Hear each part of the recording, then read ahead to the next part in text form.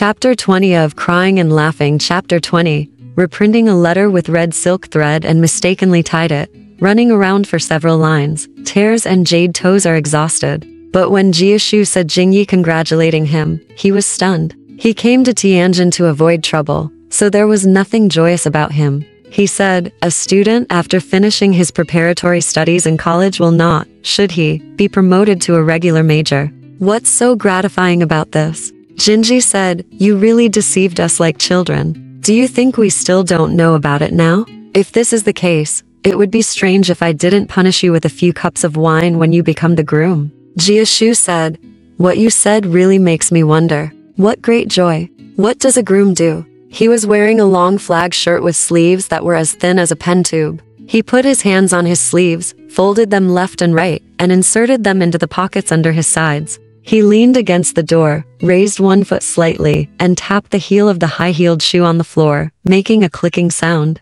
His clothes were wavy, his eyes looked at the family tree, and he just smiled. Jiashu said, how about you? Do you want to play this riddle with me? Shui smiled and said, what kind of riddle should I play? You are the one playing the riddle with us. I won't tell you until I wait. When the truth comes out one day, you will naturally tell others about your mystery, and I won't have to make blind guesses with you. Anyway, I know it in my heart. Shui said, here, and Jinji turned around and disappeared. Not long after, another thud was heard on the floor, and Jinji suddenly jumped into the room, took a photo in her hand, compared it with the family tree, and said with a smile, don't you see who this is? Can you bend your heart and say that you don't recognize this person? Jiashu took a look and saw that it was a 4-inch half-length photo of Fengxi. Although I have several photos like this, I have never given them away. How could one of them reach Tianjin? Then she nodded and said, this person, yes, I know her.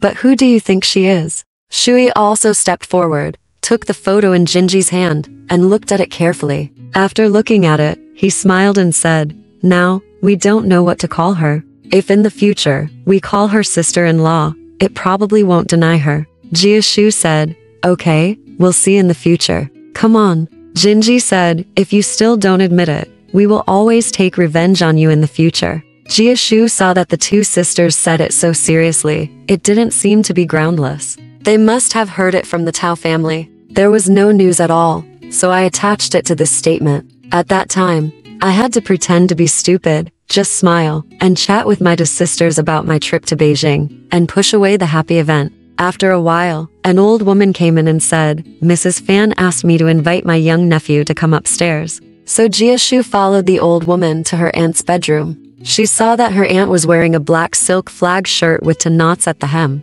None of the buttons were buttoned. He had slippers on his feet, a cigarette in his mouth, and he was lying on the sofa in a very comfortable manner. Jiashu stood and called Auntie and sat down on the side. Mrs. Fan said, you have been here a long time ago. Why didn't you inform me? I was bored playing cards, so I took this as a pastime. If someone wanted to talk with me, I wouldn't necessarily play cards. It's good that you are here. If you don't come, I will send you a letter to ask you to come. Jiashu asked, what's the matter? Mrs. Fan straightened her face and sat upright and said, isn't it just for Tao? Did your cousin write about your marriage? I have seen that child before, and everyone has seen the photo. According to your cousin, he is also very smart, and there is no need to talk about his family background. Even if we talk about family status, we are well matched. In these days, as long as the person involved is willing to do anything about marriage, of course we can just go with the flow and settle down as a matter of personal relationship. Jiashu smiled and said, I'm a little confused about what my aunt said. It's clear. I'm in Beijing and haven't discussed any marriage issues with my cousin. As for the person I'm dating, I know him, but I'm not a friend. Just laugh. Mrs. Fan said, I know everything. What else do you rely on? Her father had been the director of salt affairs for many years, and her uncle was an acting minister. We were on the same path. How could I say that I wanted to laugh out loud? After that, he smoked his cigarette again. Jiashu felt funny when she thought about it. It turned out that they had also misunderstood. They had mistaken Fengxi's photo for Helena again. He wanted to correct his words but was afraid of exposing the flaw in Fengxi's case, so he said, there is no need to study those words. I really didn't think about any marriage issues. I don't know what happened to my cousin Tao family. Will you write a letter to inform our family? Mrs. Fan said, of course, maybe your cousin-in-law wants to be a matchmaker, which is a bit short-selling. But no, a civilized person like her can still do what is in the old society. A lying matchmaker? Moreover, miss, his father came to Tianjin a few days ago, specially treated your uncle to a meal, and mentioned you again. He really praised your literary talents for a while. Jiashu smiled and said, I don't know where this came from. I have never met director He, so how would he know about me? And I heard that the He family was extremely poor and luxurious, and I felt a little ashamed of myself when I went there. I only went to his home 2 or 3 times. How did he know about my literary talent and character? Mrs. Fan said, isn't his young lady allowed to tell her father? Mrs. Tao's letter said that you and Miss He meet almost every day, and of course you talk about everything. I don't understand why you came here for this matter and why you refused to say anything. Jiashu smiled and said, you, old man, don't know something. Mrs. Tao simply misunderstood this matter. Then Miss, He was her friend. How could she not come to Tao's house? Miss He likes to socialize, so naturally we meet often. Mrs. Tao always jokes about being a matchmaker. We thought she was just joking, but unexpectedly, she actually did it. In fact, nowadays, when men and women socialize openly, many men and women make friends. It cannot be said that marital problems will occur when men and women become friends. After Mrs. Fan heard what he said, she just smoked her cigarette. After finishing 1 cigarette, she smoked another one, blowing smoke from her mouth, raising her head and thinking about the reason, Jiashu said. Jiashu smiled and said, you old man, think about it. Am I right not to say this? When Mrs. Fan was still about to say something, the old lady came over and said, the eldest lady doesn't want to take my place, so I'd better go and play cards by myself. Mrs. Fan then went to play cards and put the words aside. Jiashu went downstairs and talked with her sister about school matters. My aunt came back at 12 o'clock, and my uncle Fan Duan came back at 2 o'clock in the evening. This afternoon, we had never met each other. After 12 o'clock the next day, Fan Duan got out of bed and went downstairs to read the newspaper. The family tree was also here, and his uncle and nephew saw him. Fan Duan said, I heard that you have obtained a bachelor's degree, which is good. It is always better to study in Beijing. The school is well equipped, there are libraries, and the professors are also concentrated in Beijing. He said when he spoke, he had a serious face and no smile at all. Jiashu has been a little afraid of his uncle since he was a child. Although they have been separated for many years now, he can never get rid of his preconceived ideas. As soon as Fan Duanben had a serious face, he felt that he was being taught a lesson and did not dare to answer randomly. At this time, Fan Duanben was sitting on a long chair. He flipped through a stack of newspapers and said to himself in the newspapers, I'm afraid the political situation has changed a bit. According to the historical relationship between Ji Shen and Kamon, this is in his favor. In this case, I'm afraid he will really take the step to become the finance minister. Even in this coup Baiguan, it won't take much effort. As he spoke, the corners of his mouth twitched slightly. Oh. Then he pressed his upper and lower lips, one on the left, one on the right, one on the chin, and took turns wiping his beard. This was a sign of his proudest time. Jiashu has long heard her mother say that if your uncle touches his beard 3 times, the 2 sisters will come to ask for something, because at that time, they would give whatever they ask for. Jiashu thought of his mother's words and laughed secretly in his heart. Fan Duan originally wore a pair of Tolik glasses. The gold-wired legs of the mirror were very soft. After wearing them for a long time, the frame of the glasses would fall off the bridge of his nose. Fan Duan didn't have time to hold the mirror with his hands, but his eyes shot straight out from the upper edge of the mirror, wondering why the family tree couldn't sit still. It didn't matter what he saw. The old smile in Jiashu's belly and the new smile now came together, and he laughed out loud. Fan Duanben raised his glasses with 2 fingers of his right hand, sat upright, and asked Jiashu, why are you laughing? Jiashu was surprised. Zhao Zhao had already disappeared, and said, I went back to Hangzhou this year, played in the Yuelo temple, and drew a lot. The sign said, good news for the double 9th festival. The red leaves in the mountains make people drunk. After Jiashu said this, he thought in his heart that this is really not a poem. After saying that, he looked at Fan Duanben's face and said, I think these 2 sentences are not like the lottery in Yuelo temple. If it refers to uncle, it may be a bit similar. It seems that talking about uncle's errands can be published on the Double Ninth Festival. After hearing this, Fan Duanben couldn't help stroking his beard. He held a few beard ends in his hand, nodded a few times, and said, although I agree, it's a bit similar. You don't know what I just said actually means. It's well-founded. He Jishin made a lot of money from his job over the years, but he also spent a lot of money, especially on gambling, and he lost in 8 rounds. After losing 60,000 to 70,000 yuans, I saw that he still looked calm, holding a cigar in his mouth, and the ash did not fall down. He was really calm. However, after losing, he might be a little heartbroken, and he couldn't help but think of ways to get the money back. Last time, the day after he lost money, he specially invited me to dinner. There was a salt matter. If it was successful, he could probably get 1 or 200,000. The reward for asking me for special help was the supervision of Kubeguin. I have been in business for many years, and I am too lazy to be Feng's wife, but he kept asking me not to agree.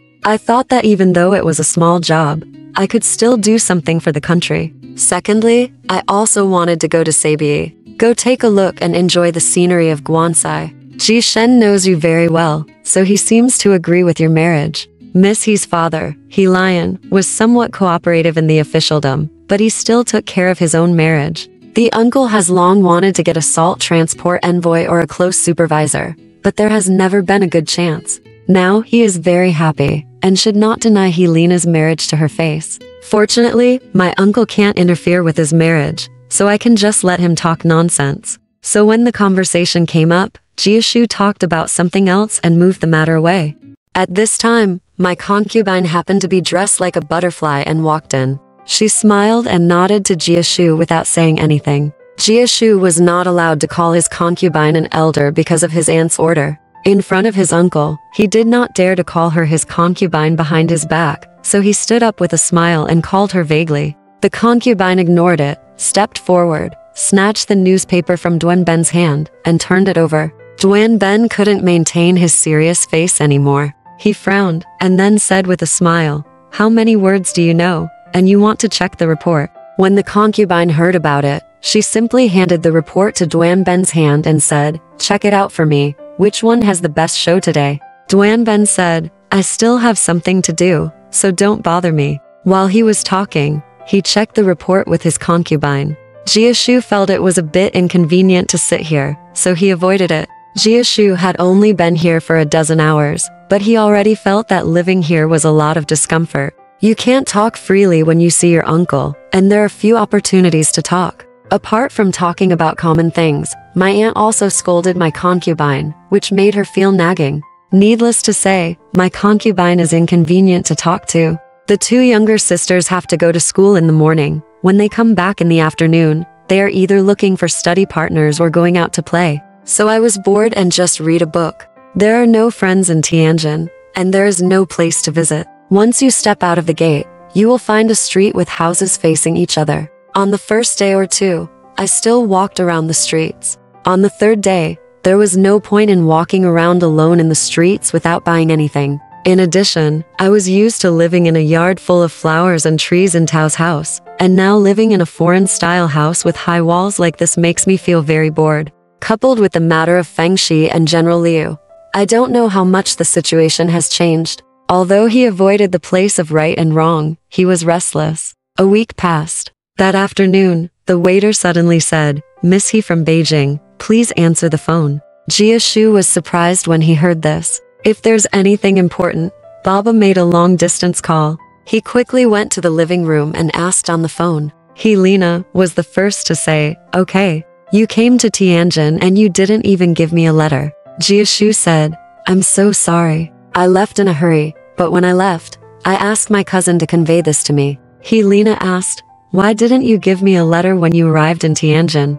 Jiashu had no words to answer and had to laugh. She said, "I'll treat you to lunch. Will you come?" Jiashu asked, "If you treat me to dinner, do you want me to come by plane?" Helena smiled and said, "Guess where I am. Do you think I'm still in Beijing? I'm in Tianjin too. My house is not far away. Could you please come over and talk?" Jiashu knew that rich people always have to houses in Beijing and Tianjin. Lena said that of course it's at home. Letter. However, because of each other's marital problems, both families knew about each other's marriage, and this kind of communication left more traces. He said, I am very unfamiliar with Tianjin. Where do you want me to hit the wooden clock? Helena smiled and said, I also know that you are unwilling to come to my place. There is nothing to meet and talk in Tianjin. Place. Let's just pick a restaurant, and I'll come to you. Otherwise, I can come to your house. Jiashu is really afraid that she will come, so we made an appointment at a newly opened restaurant.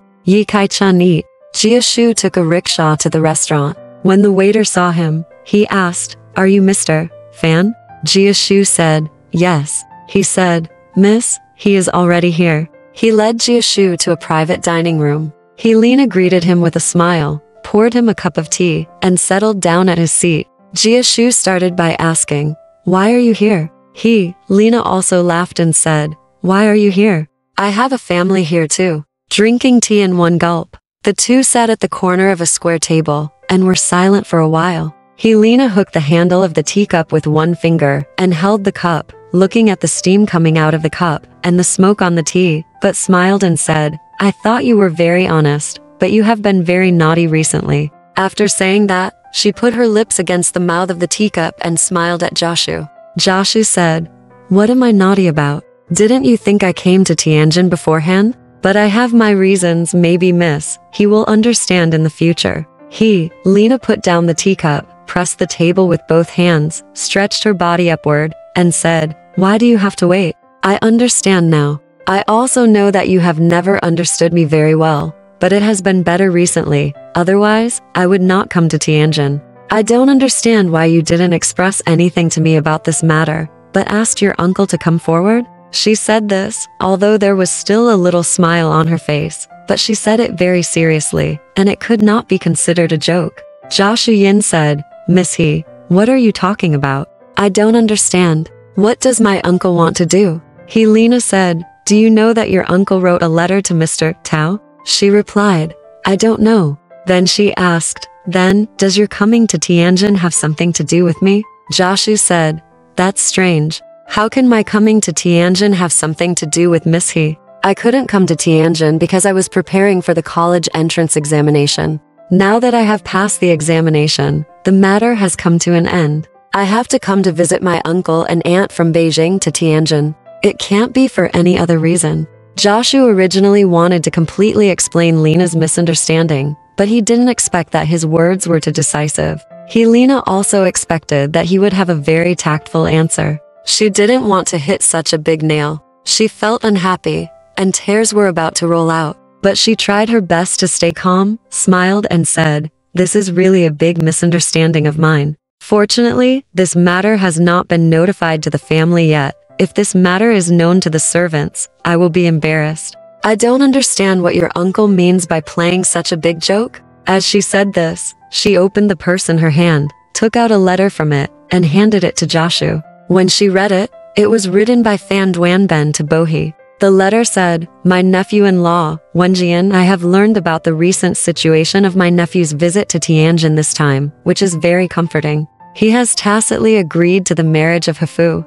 It is ridiculous that young people still behave like children. Please help Jishan to make this matter a good match as soon as possible. Jishan and you originally had the intention of cooperating. Since the two families have become friends, the future career will be more promising. As for my sister-in-law, I have sent a quick letter to ask for your consent. After receiving your letter, I have received a reply saying that when my nephew returned to Hangzhou last time, he found 2 photos of a woman in his luggage, belonging to the same person. It is said that my nephew has expressed his intention to get engaged to this woman, but he did not elaborate on her background and hometown.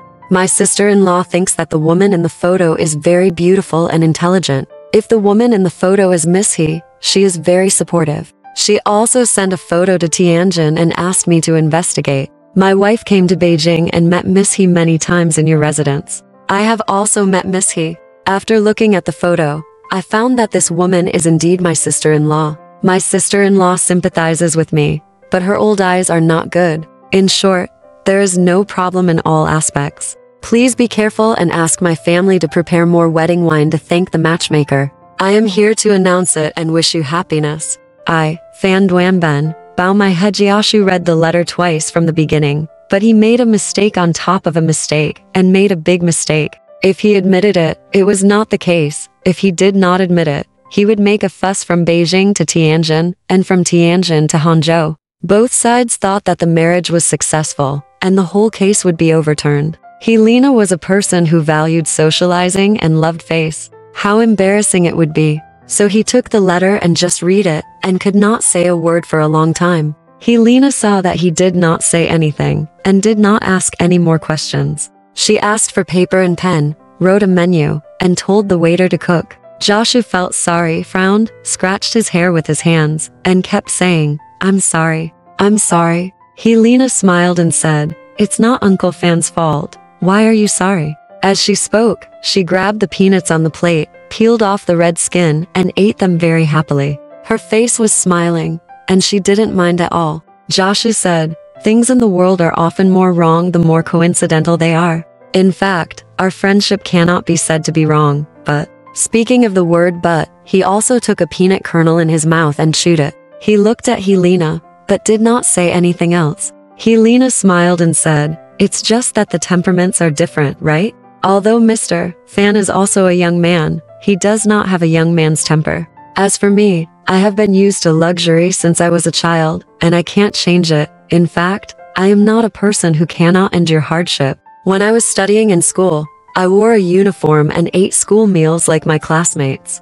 You said that I am too luxurious, but it was cultivated by the environment, not that I was born like this." Jiashu was struggling to find a word to answer. He finally got such an opportunity to reply, but he didn't want to let it go, so he said, "Where did you come from? Where did I criticize Miss He for being extravagant? I never attack friends in front of friends." Helena said, "Of course I have evidence, but I also have some small faults. One day, the master delivered the things he brought from Hangzhou to the house. I was very sorry for the disappointment. Later, you were a little ill, so I went to see you. Because you were not awake, I flipped through the books on the table and saw a note that said, 'Falling flowers have feelings, flowing water has no feelings.' I was so upset that I took it back. After returning home, I thought it was wrong, so I sent the note back the next day. When I returned it to the table, I accidentally saw two things. The first was your letter to Miss Guan. I thought this Miss Guan was the lady who looked like me, so I noticed her mailing address.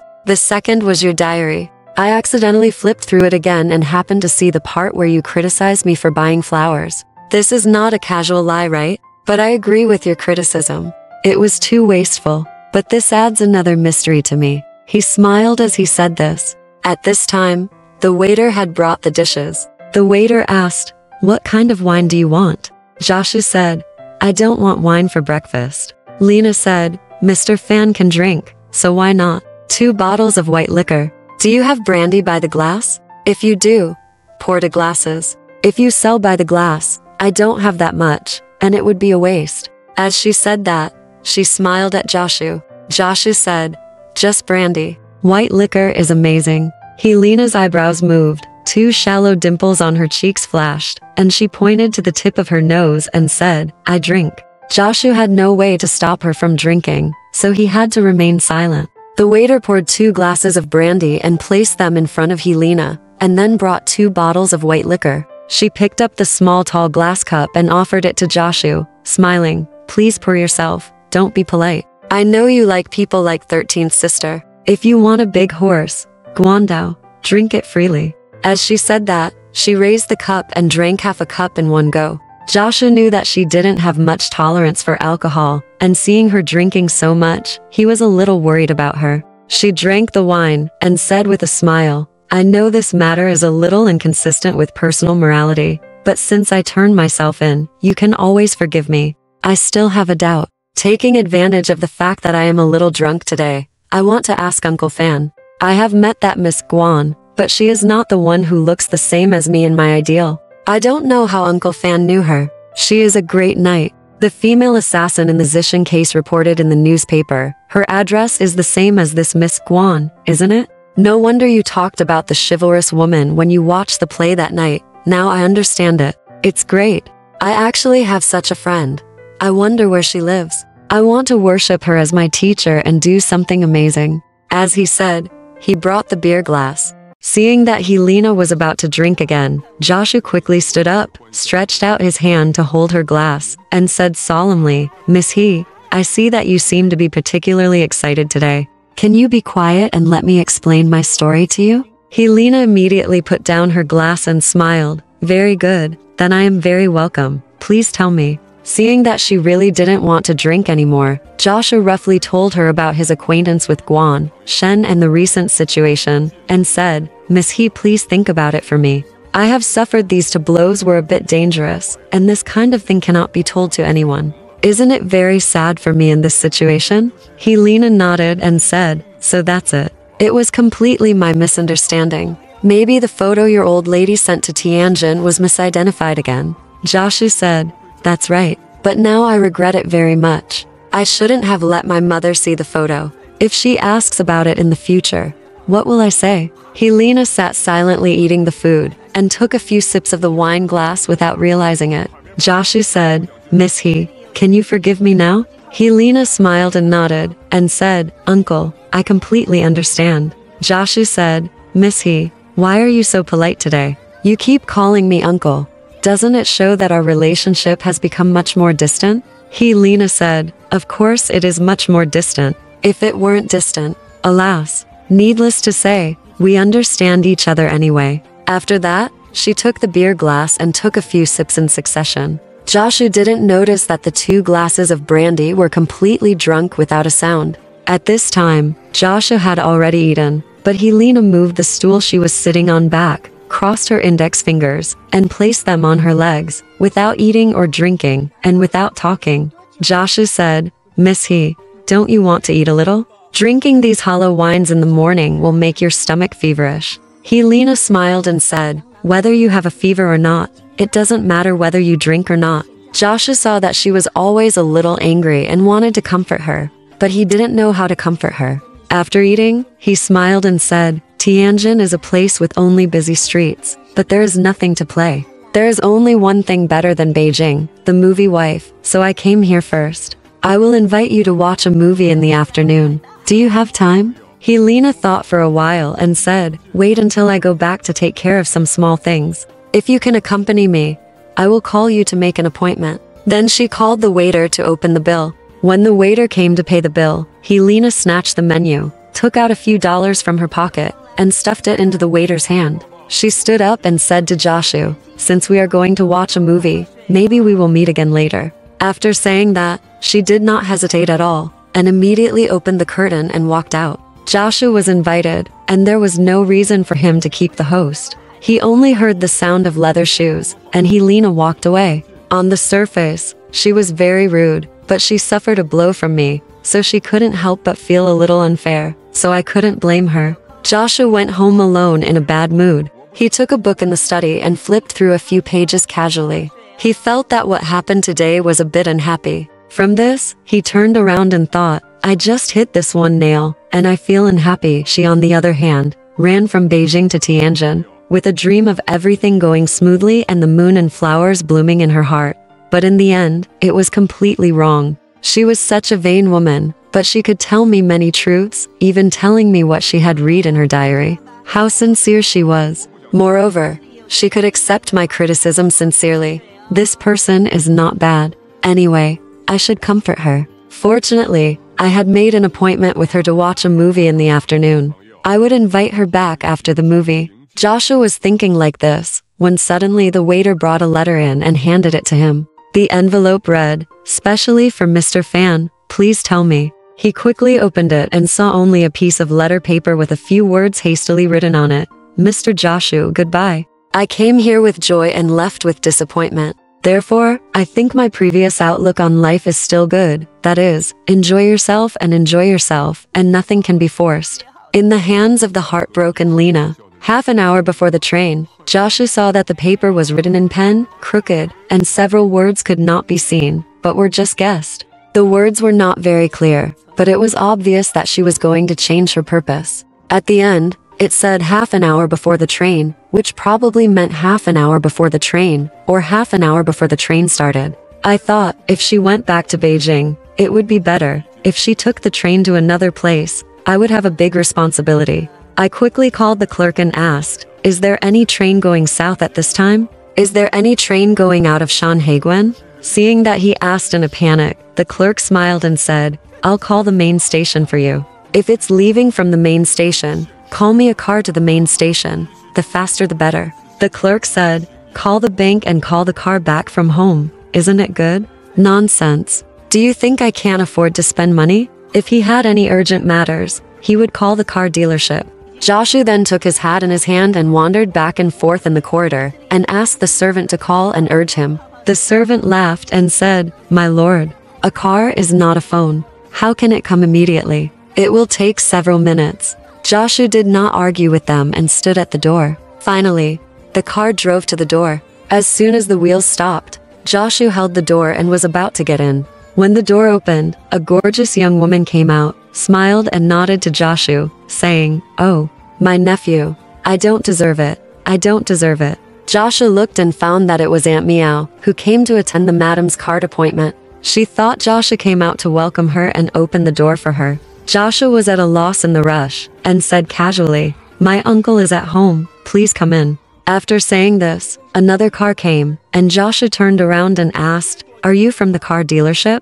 The driver replied, "Yes." Jiashu did not wait for details, and opened the car door, got in the car, and went to the main railway station, which made Aunt Meow stand there in a daze, and was happy for nothing. Jiashu sat in the car and complained that the car was not going fast enough. When he arrived at the railway station, he did not have time to ask the driver to wait, so he got off the car and went straight to the place where platform tickets were sold. After buying the platform ticket and entering the station gate, he saw that most of the passengers who got on the car went around to the platform from the overpass. They thought that this was a train that was about to leave, so they ran over the overpass. When he got to the platform and looked at the train, he saw two big characters on the cardboard, which meant that it was not going south, but east. Looking at the car, there were a lot of people. Whether it was or not, he went up to take a look. So he first walked around outside the first class room, then in the dining car, and then in the second class car. But there was no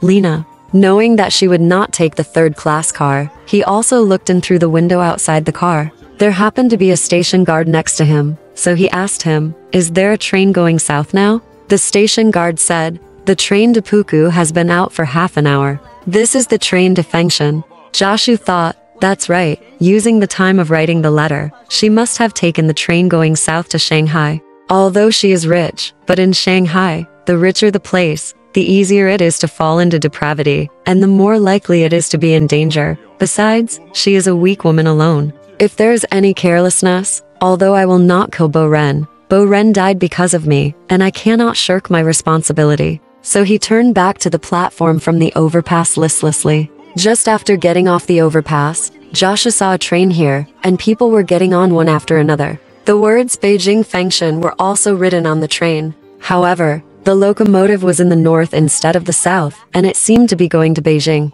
So he asked the station guard and found out that it was indeed going to Beijing and would leave soon. Jiashu thought, maybe she was going back to Beijing. So he slowly looked for it along the window. In this train, the first class car was in the middle, and the third class car was followed by the second class car, and the second class car was followed by the first class car. He looked for two windows, and saw a woman in a small car room, wearing a black cloak, sitting sideways on a reclining chair, wiping her tears with a handkerchief. Her face was half turned away from the window, so it could not be seen. Jiashu thought, if this woman was shedding tears to say goodbye, why was there no one to see her off? Wasn't Lena, on the southbound train, the same as her? Thinking of this, he could not help but be stunned, and just stared at the train in a trance. Just then, a few bells rang at the station, followed by the air whistle on the front of the train. With a hum, the train shook, and was about to leave. The swaying of the train woke up the tearful woman.